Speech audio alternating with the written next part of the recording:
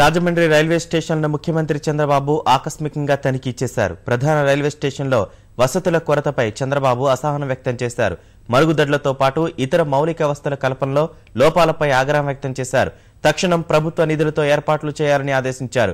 Station బయట భక్తులు నిరీక్షించేందుకు చర్యలు తీసుకోవాలని కోరారు. రైల్వే స్టేషన్లో కలియ తిరిగిన చంద్రబాబు స్వయంగా యాత్రికుల సమస్యలు అడిగి తెలుసుకున్నారు. రైళ్లు తీవ్ర జాప్యం వల్ల గంటల తరబడి నిరీక్షించాల్సి వస్తోందని పలువురు ముఖ్యమంత్రి దృష్టికి తీసుకువచ్చారు. యాత్రికులకు ఇబ్బంది లేకుండా మరిన్ని మెరుగైన చర్యలు తీసుకుంటామని చంద్రబాబు తెలిపారు.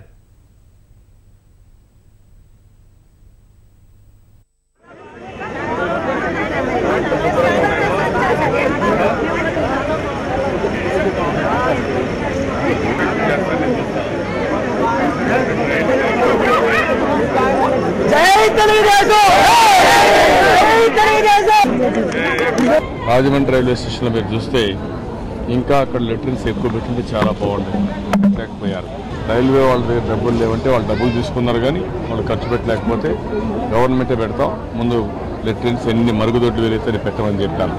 ఇక్కడ మట్టి అంతా ఉంది, దాన్ని సరిగా తీయలేకపోయారు. ఇక్కడ కూడా టార్బాలెన్స్ అవన్నీ వేసుంటే పడుకునే వాడికి కొంచెం కన్వీనియన్స్ ఉండేది. నేను కూడా ఎప్పటికప్పుడు ఆలోచించి మెరుగైన వసతులు కల్పించాలనుకుంటున్నాను. ఇప్పుడు చూసిన తర్వాత ఈ ప్రాంతం అంతా రేపటికే ఎంత డబ్బులున్నా పర్వాలేదు, గవర్నమెంట్ తీసుకుందాం, మీరు హ్యాండ్ ఓవర్ తీసుకొని ఇవన్నీ కూడా క్లీన్ చేసి శుభ్రంగా కార్పెట్స్ వేయడం, లేకపోతే పైన కూడా వీలైతే టార్బాలను తీసుకొచ్చేయడం, ఈ టెంట్లు వేయడం, ఇవన్నీ ఏమని చెప్పి ఆదేశాలు ఇచ్చాను. వీలైనంత వరకు మెరుగైన వసతులు కల్పించి వాళ్ళు వచ్చిన దానికి వాళ్ళు కూడా ఆనందంగా తిరిగిపోయేట్టుగా అన్ని వసతులు.